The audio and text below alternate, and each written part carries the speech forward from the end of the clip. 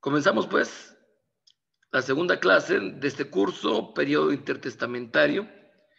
Quiero iniciar haciendo un pequeño resumen de lo visto la clase anterior. Esto para poder tener un buen enfoque de lo que vamos a ver después. Porque si hemos olvidado lo que vimos hace 2 semanas, va a ser un poquito difícil entender lo que en un momento vamos a poder ver. Entonces vamos a regresar un poquito.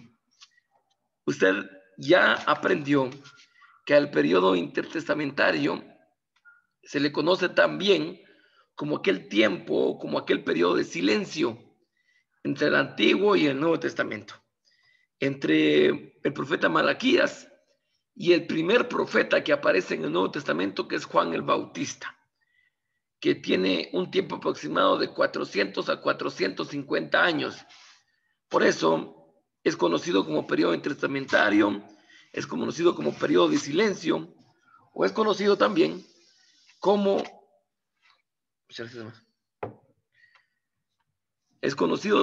hermanos, como el periodo de los 400 años, ¿verdad? Este periodo aparentemente es de silencio, porque hubieron muchos sucesos históricos, filosóficos y teológicos. Hay mucha tela de qué cortar aquí. Al terminar la clase de hace 2 semanas, yo terminaba disculpándome con ustedes, porque por el tiempo no pude ahondar o profundizar en otros aspectos, porque este periodo tiene mucha información que poder ver. Pero ustedes saben que les he dejado un libro en el grupo de WhatsApp para que usted pueda ir ahí y pueda seguir aprendiendo. O si tiene oportunidad de encontrar más material, pues hágalo. El objetivo es motivarlo para que usted siga aprendiendo. Como hemos venido en unas clases en el cual hemos venido tomando la historia desde Génesis, nos hemos quedado en el momento en el que los griegos hacen su aparición en la historia. Esto más o menos en el 336 y 331 antes de Cristo, cuando Alejandro Magno conquistó el mundo entero. Recuérdese que el padre de Alejandro Magno, el rey Filipo, habría muerto de manera inesperada y Alejandro ascendió al trono de Macedonia cuando tenía solamente 20 años de edad. Este Alejandro había recibido una formación académica bien responsable, bien sólida por Aristóteles. Y por eso es que Alejandro era muy sensible a las artes y la ciencia. Por eso Alejandro, más que ser un guerrero, era una persona que estaba muy dedicada a impulsar la cultura helénica a los países que él estaba conquistando. Parte de esa cultura helénica fue, por ejemplo, que él hizo que todos hablaran griego, que como ya vimos, definitivamente esto es parte del plan divino de Dios. ¿Por qué? Porque eso ayudó a la expansión del evangelio en su momento. Eso ayudó a la expansión del evangelio al momento de que se comenzó a dar, ¿verdad?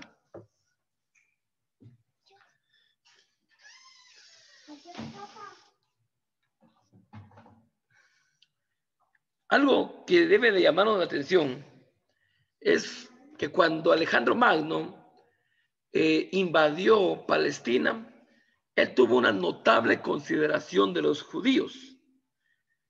A diferencia, por ejemplo, de Nabucodonosor, que los había conquistado tiempo atrás, y también a diferencia de otros emperadores, Alejandro ofreció garantías a los judíos para que se pudieran establecer en Alejandría.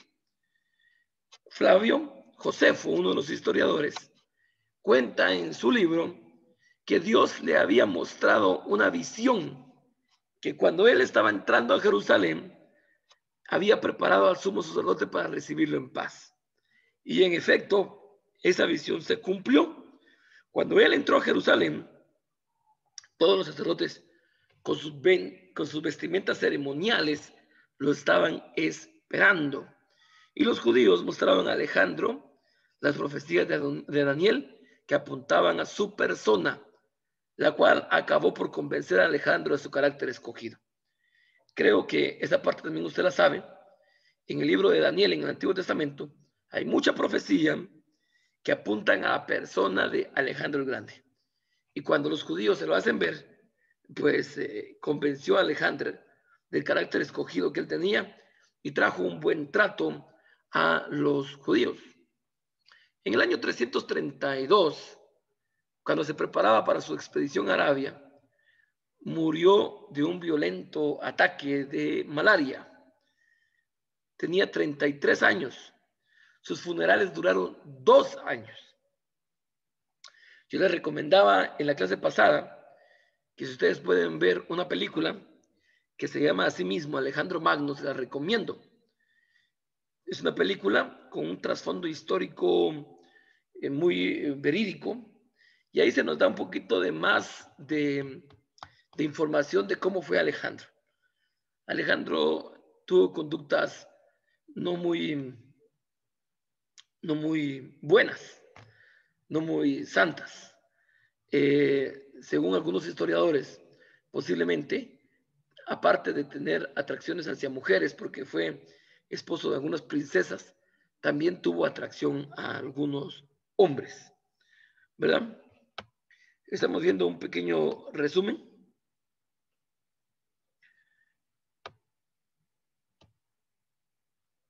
Durante todo este periodo, la ciudad de Alejandría llegó a ser un centro de gran influencia judía. Y es aquí donde en Alejandría, una ciudad de Egipto, se produjo históricamente la primera traducción bíblica. Se tradujo la versión griega del Antiguo Testamento, porque hasta ese momento los libros de la ley y del Antiguo Testamento solo estaban en lenguas hebreas. Pero aquí se produjo la traducción griega, ¿sí? Y le pusieron por nombre Septuaginta. Yo les dejé a algunos de ustedes como tarea realizar una investigación, y después de realizar la investigación un ensayo sobre la historia de la Septuaginta. Espero que lo hayan hecho, me entenderán más ahorita. Pero entre el año 280 y 150 antes de Cristo se hizo esa traducción. También es conocida como la traducción de los 70, porque el rey pidió al sumo sacerdote Eleazar que le enviara 70 eruditos para poder realizar esta traducción. En el año 268 a.C., luego de fracasar en una embestida de Egipto, aparece el famoso Antíoco. Él se hacía llamar Antíoco el Divino, pero los judíos le decían Antíoco el Loco. No pudo ganar la guerra en Egipto y desahogó su frustración yendo a Jerusalén.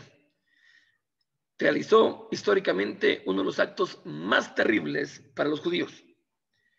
Destruyó los muros de la ciudad, profanó el templo, ¿sí? Que lo convirtió en templo de Júpiter, sacrificó en el altar una cerda. Imagínense para los judíos eso.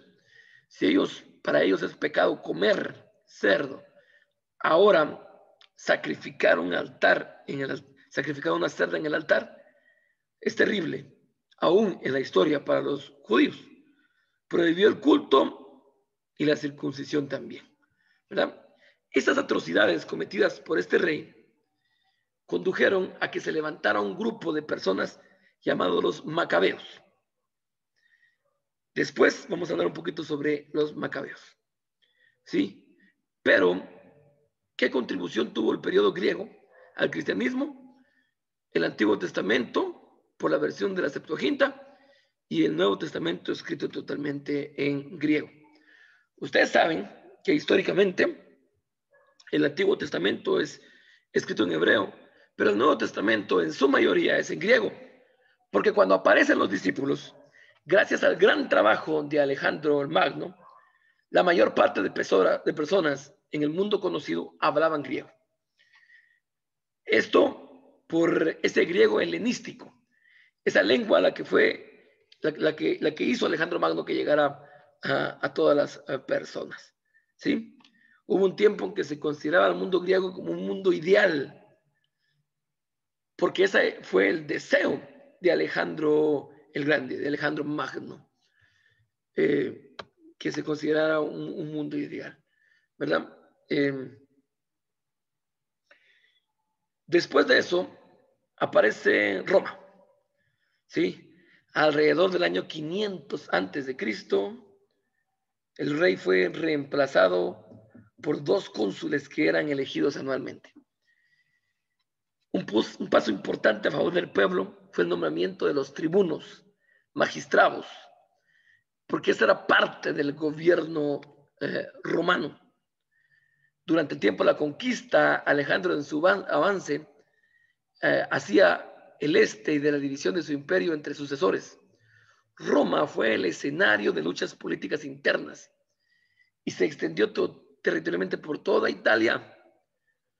Cuando Roma conquistó toda Italia, se vio implicado en una prolongada lucha contra Cartago, colonia fenicia de la costa de África, que se miraba en ese momento como el rival más peligroso de Roma. Pero los romanos habían hecho alianzas con pueblos a todo lo largo de África, hasta España. Eso hizo que Roma tomara mucha fortaleza en ese entonces. Alrededor del año 200 antes de Cristo, cuando Cartago, su único rival, ya no fue una amenaza, Roma se había convertido en la señora del Mediterráneo occidental. Ya había conquistado todo lo que se le ponía enfrente. Los romanos tuvieron un desarrollo acelerado en los últimos 3 siglos antes de Cristo. Roma se alzó como el 4º imperio descrito por Daniel en sus profecías. El 4º. El primero, Babilonia. El segundo, los sirios. El tercero, los griegos por Alejandro Magno. Y el 4º, Roma. ¿Sí? Pompeyo conquistó a Siria y Palestina en el 63 a.C. y ahí fue donde conquistó al pueblo judío. Después de un breve tiempo de libertad que tuvieron cuando aparecieron los macabeos, que ya vamos a verlo en un momentito. Cuando nació el Señor Jesús, Judea era una provincia romana de Siria. En el año 40 a.C., César Augusto nombró a Herodes el Grande como rey de los judíos. Herodes el Grande, aquel rey que dio la noticia, que dio el informe de matar a todos los niños menores de 2 años, y por eso Herodes el Grande es aquel rey al que llegaron los sabios y le preguntaron dónde estaba el rey, y él les envió y les dijo, vayan y me dicen dónde es que está, ¿verdad?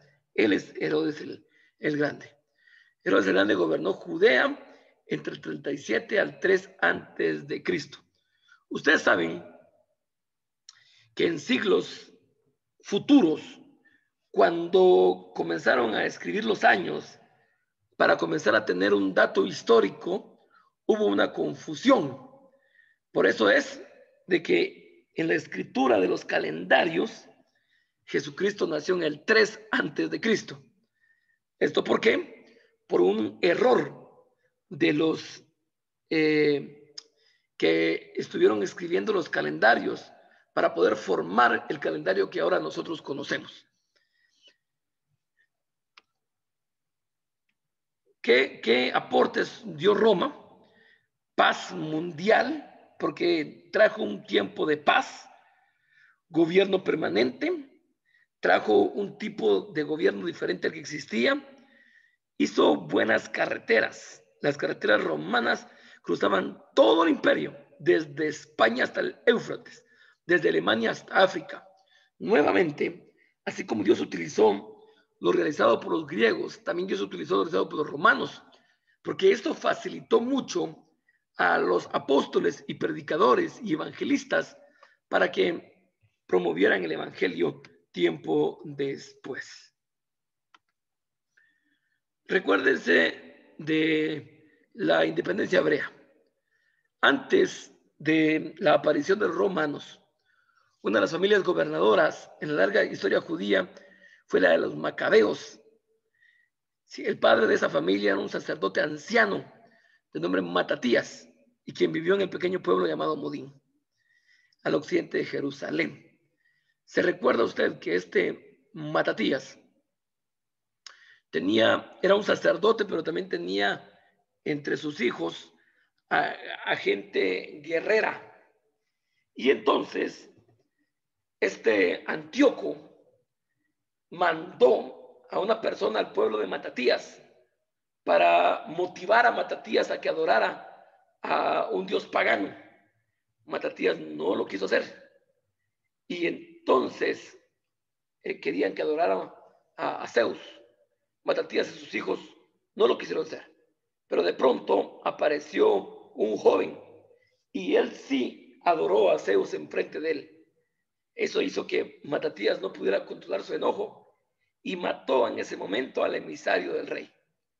Huyó a una montaña con sus hijos y allá por varios años se fue a preparar. Allá estuvieron los macabeos preparándose.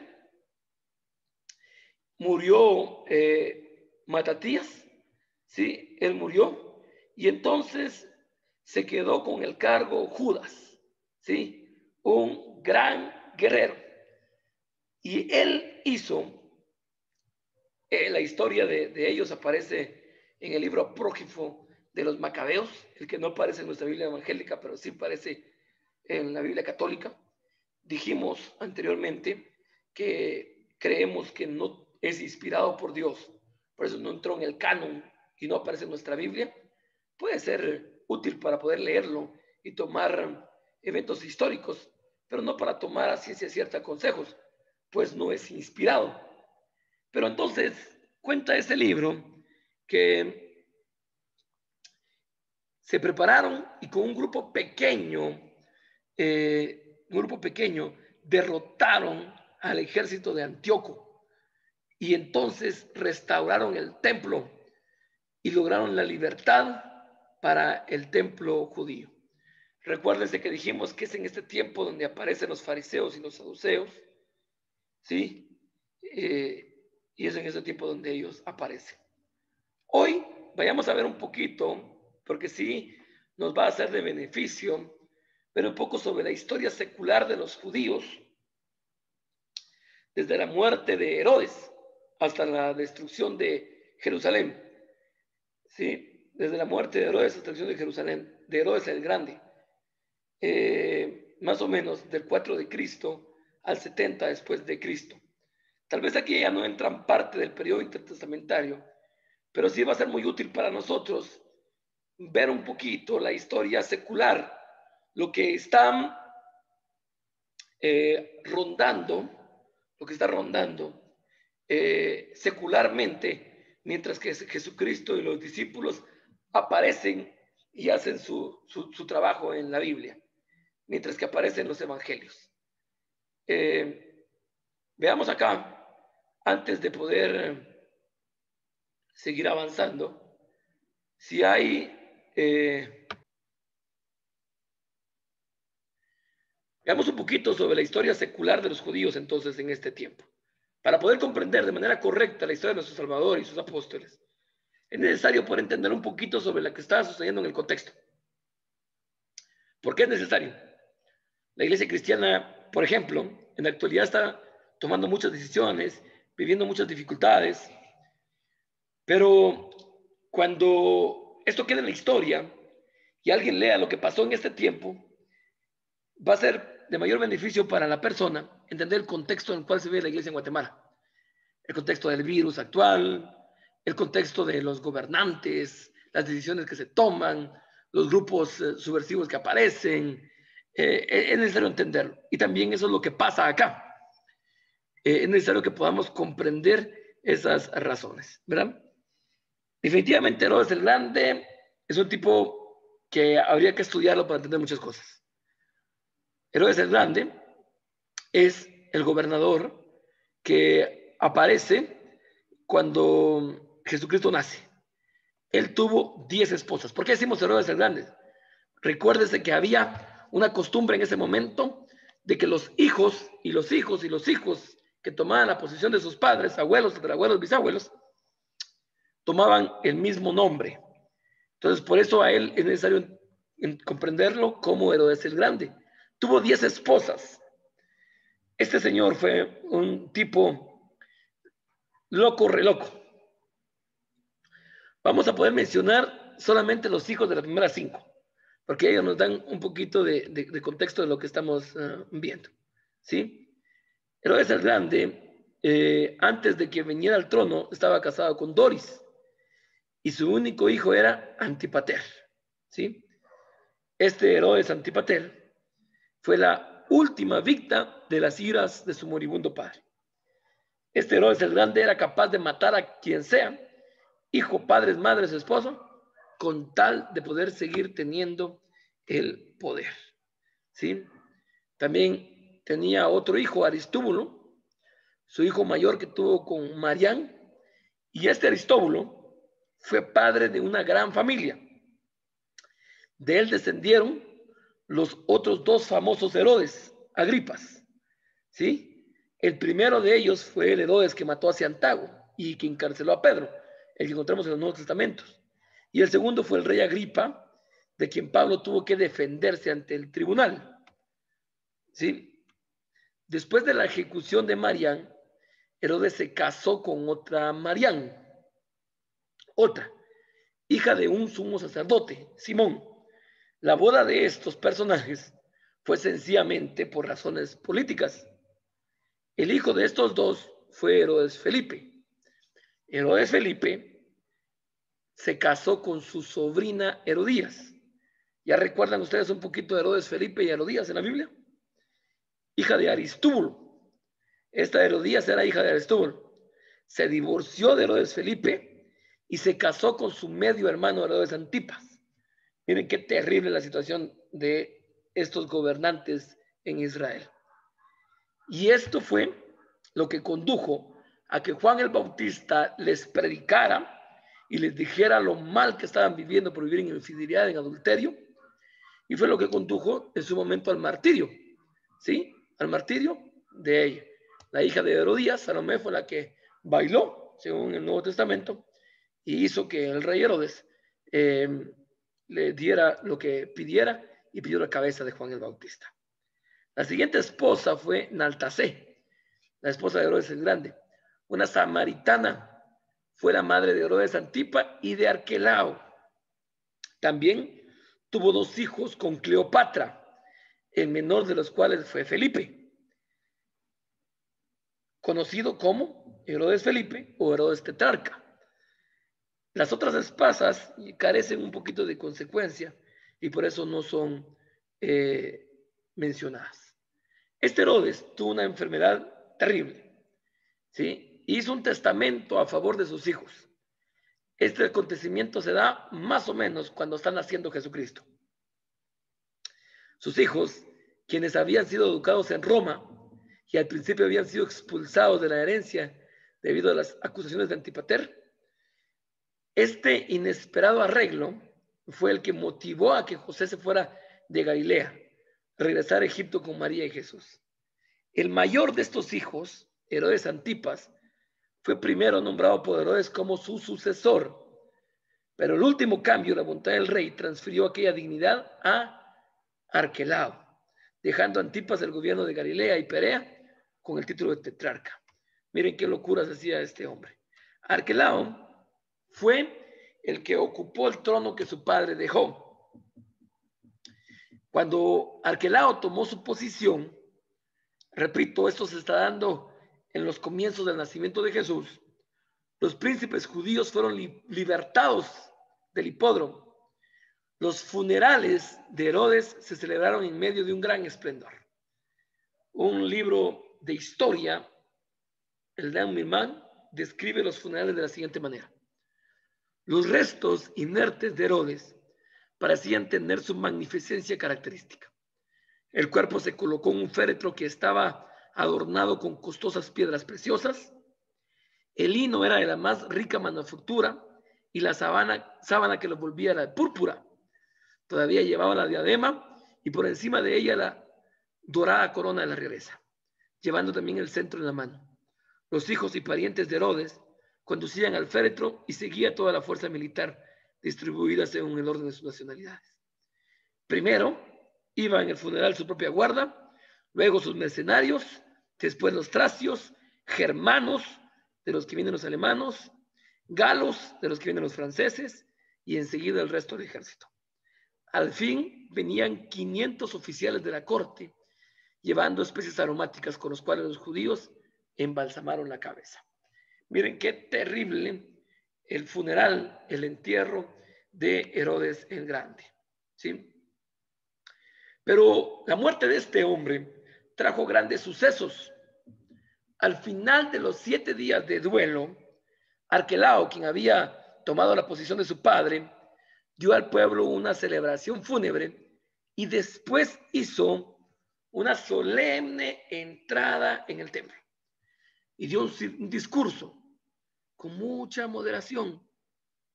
Prometió aliviar al pueblo de la tiranía que su padre les había dejado. ¿Sí? Les dio una promesa. Eso fue recibido con grandes aplausos y algunos pidieron también que se disminuyeran las cargas públicas, los impuestos, ¿sí? Los impuestos que tenían. Todo esto lo escuchó Arquelao con grande afabilidad, haciendo grandes promesas. Y después de haber ofrecido el sacrificio, se retiró. Esto sucedido, creo que todavía se da en nuestra era actual. Aquí en el departamento de Chimaltenango, donde yo vivo, hay un municipio en el cual tienen varios días de estar haciendo manifestaciones, cierran las calles, están afectando al comercio de este municipio, y todo porque al parecer el gobierno municipal les ha subido el impuesto para que ellos puedan vender en el comercio de ese municipio, ¿verdad? Es una situación que se ha dado siempre y en ese momento también se dio. Pero al paso de los días hubo una fiesta, la fiesta de Pascua. Usted sabe que para los judíos la fiesta de Pascua era tremenda. Siempre estaba llena de judíos devotos, ¿sí? Y entonces se alzó un grito general de venganza en nombre de aquellos a quienes Herodes había ejecutado. Porque un tiempecito atrás, antes de Cristo, Herodes había querido que el pueblo judío adorara un águila de oro. Judíos no quisieron hacerlo y Herodes los mató. Aquí en esta fiesta, los judíos, en forma de venganza, comenzaron a gritar como un sentimiento en contra de lo que su padre, de que Herodes el Grande, que había muerto, había hecho, ¿sí? Es necesario que nos demos cuenta de lo siguiente. Cuando nace Jesucristo, los judíos tenían un sentimiento revolucionario muy marcado. Recuérdense que aparte de los grupos de fariseos, saduceos, escribas, también habían grupos revolucionarios. Entre ellos, por ejemplo, los celotes, que estaban buscando cómo poder ir en contra de los romanos y vencerle. Yo le contaba a usted que hay una teoría, solamente es teoría, no se puede tomar a ciencia cierta porque no hay documentos que amparen, pero es una teoría que se nos da del porqué de la traición de Judas, el de los discípulos, el de los apóstoles de Jesús. Se sabe que Judas perteneció a los celotes antes de ser apóstol de Jesucristo. Entonces la teoría dice que ese sentimiento revolucionario que tenía Judas comenzó a seguir a Jesucristo porque estaba equivocado y pensó que Jesús lo que iba a hacer era poder tomar el trono terrenal y vencer a los romanos. Y como Judas tenía metido eso en su corazón, por eso lo siguió. Y se piensa que cuando él vendió a Jesús con las monedas de plata, y cuando lo da, él lo que quería era apresurar y decirle, bueno, Jesús, ya, trae a tus ángeles y vence a los romanos. Es una teoría, pero es necesario entender ese sentimiento revolucionario que tenían los judíos en ese entonces. Y por eso estaban confundidos, porque ellos creían que el Mesías que vendría iba a ser un Mesías así, un Mesías guerrero, un rey que iba a dominar, algo así como el Macabeo, algo así como los macabeos. que para ellos, yo les decía, para los macabeos es el Tecún de Guatemala, es el revolucionario, es su héroe nacional. Entonces, pensaban que Jesucristo iba a hacer lo mismo. Esa revolución que hicieron en esa fiesta de Pascua hizo que la multitud fuera dispersada por la tropa de soldados del ejército romano y mató a unos 3,000 hombres. Se suspendió la fiesta y Arquelao partió para Roma, llevando en su séquito a Nicolás de Damasco. Nicolás de Damasco era muy elocuente y con elocuencia habla servido también a su padre y a Salomé, y que secretamente estaba preparado para presentar las demandas de Herodes Antipas, ¿verdad? Eso es lo que sucede. Recordemos los otros dos hijos de Herodes que reinaron en Palestina. Herodes Antipas, el hijo de Arquelao, fue confirmado por Augusto, como ya lo hemos visto, en la tetrarquía de Galilea, y Perea, que le había sido asignado en el testamento de su padre. Y de aquí que se le menciona en los evangelios como Herodes el tetrarca. Toda la importancia deriva de las dos menciones que se atan en la historia del evangelio. Primero como un oyente y después como el asesino de Juan el Bautista. Y como tomando parte con Pilato en la condenación de nuestro Señor. Es este de quien se menciona. ¿Se recuerda usted? Herodías tenía una hija, Salomé, de Felipe. Y esta es la que pidió la cabeza de Juan el Bautista. Cuando el rey Herodes le pide y le dice que le puede dar cualquier deseo que él quiera.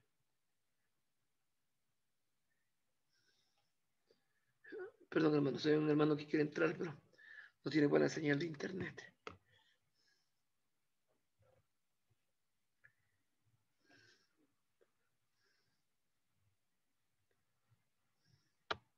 Muchas gracias. Continuamos entonces.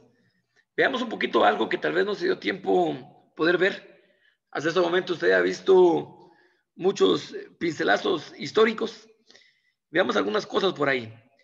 En ese tiempo del periodo intertestamentario hubo producción literaria. Existe una importancia muy grande de la literatura extrabíblica que pertenece a ese tiempo. ¿Sí? Hubieron escritos en Babilonia, en Egipto y en Palestina. A estos se le pueden conocer como apócrifos, pseudopígrafa o deuterocanónicos. ¿A qué nos referimos con esto? Entre el 400 a.C. y el inicio del Nuevo Testamento hubo silencio en cuanto a la revelación de Dios. Sí, no hubo después de Malaquías profetas, pero aparecieron una serie de libros que no fueron aceptados como inspirados, ni por los judíos ni por la iglesia primitiva. Son conocidos como libros apócrifos, que en griego se llaman ocultos o secretos. Los judíos usaban ese término para referirse a escritos dudosos, falsificados o bastardos. Al final del primer siglo de la era cristiana, los judíos habían aprobado un canon de Antiguo Testamento, ¿sí? Cerraron el canon con los profetas de Esdras, Nehemías y Malaquías. No reconocieron libros apócrifos. ¿Cuáles son esos libros apócrifos? Primera y segunda de Esdras, Tobías, Judith, el suplemento de Esther, Sabiduría, Eclesiástico, primera y segunda de Macabeo, Baruch, el cántico de los tres jóvenes, la historia de Susana, Bel y el dragón, y la oración de Manasés. ¿Sabe cuál es lo interesante de esto? Es que por muchos siglos estos libros tampoco pertenecían a la Biblia católica. Hasta el Concilio de Trento en 1546 aceptaron 11 de esos 14 libros y los llamó deuterocanónicos, o sea, del segundo canon. Miren qué atrevimiento los de este concilio, ¿verdad? La iglesia primitiva no los había aceptado, pero ellos les llaman del segundo canon y en el 1546 lo integran. Los evangélicos nunca lo hemos aceptado, solamente como material de investigación o historia. Ahora, dése cuenta lo siguiente. ¿Qué es lo interesante de la fecha? 1546. El tiempo de la Reforma. cuando los reformadores comenzaron a poder hacerle ver a la Iglesia Católica que habían doctrinas erradas que no estaban en la Biblia. Entonces, el concilio ingresó sus libros porque en esos libros sí se podían apoyar con doctrinas erradas, como por ejemplo, encuentran ahí un par de versículos en el libro de Macabeos que les apoya a ellos con su enseñanza del purgatorio. Entonces, los ingresan ya en esa fecha para poder defenderse. Pero estos son los libros apócrifos, ¿sí? ¿Por qué los libros apócrifos no fueron aceptados por los judíos y los cristianos? ¿Por qué? Primero, sus escritores no eran reconocidos como profetas. Algunos autores de los apócrifos reconocen que escriben por su cuenta y no pretenden ser inspirados. El mismo autor en 2 de Macabeos 15, 38, 39 dice que está escribiendo por sus propios medios, con su propia investigación. No dice que está inspirado por el Espíritu Santo. Entonces, esos escritos no eran conocidos como profetas, por eso no ingresaron al canon. Otra cosa es que su contenido es dudoso y controversial. Enseñan, entre otras cosas, la práctica de orar por las almas de los muertos, Segunda de Macabeos, apoyando la idea del purgatorio, lo que les decía anteriormente, que el perdón de los pecados se alcanza por la limosna, Tobías, el culto a los muertos, Tobías, y algunos resaltan prácticas inmorales como la mentira y la seducción. ¿Se dan cuenta? Ellos en ese concilio los ingresaron para apoyarse porque ya se habían abierto los ojos de muchos líderes y la reforma estaba iniciando. Y entonces ellos los ingresan. Y entonces ellos le ponen el nombre deuterocanónicos. O sea, le pusieron del segundo canon. Ni Jesús ni los escritores del Nuevo Testamento hicieron uso de ellos. De los otros 39 libros del Antiguo Testamento, por lo menos una vez se menciona en el Nuevo Testamento. De estos libros apócrifos no se mencionan ni una vez. Existen errores en fechas, lugares y otros datos. En algunas de sus declaraciones, los apócrifos no concuerdan con el testimonio escritural. Su carácter en cuanto al estilo literario es de un plano inferior al de los libros de la Biblia, definitivamente. Aquí está la tarea. Hace 2 semanas, la tarea fue investigar y escribir un ensayo sobre la Septuaginta. Algunos ya me lo enviaron. Los que no lo han hecho todavía pueden hacerlo. Y la tarea para estas semanas va a ser, por favor, hermanos, hacer lo que dice acá. Escribir un pequeño comentario del contenido de cada uno de los libros apócrifos y de razones para cada uno de ellos, por lo cual fueron rechazados del canon bíblico. Lo hacen y me lo envían, por favor.